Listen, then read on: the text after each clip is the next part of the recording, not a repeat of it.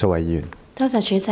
咁咧，我都係想問咧，關於咧非香港醫護提供者咧呢一條嘅，因為可能咧嚟緊或者而家咧，其實都有啲嘅服務提供者咧係透過線上啦，或者係跨境線上服務去提供服務嘅。咁所以例如臨床心理學家嗱，我線上做輔導，咁啊治療一啲病人，咁呢一啲係咪包括喺當中咧？會唔會有明確界定呢？因為正如頭先有江議員話齋，可能嚟緊我哋有啲服務嘅時候，你唔同嘅病人佢都需要呢一啲嘅專業去協助，尤其是唔係 face to face 嘅，可能線上或者佢喺另外啲地方，咁啊就視像診症啊或者治療等等嘅，咁係咪涵蓋喺當中咧？唔該，主席。好，唔該，請 Erica。多謝主席，多謝議員嘅提問。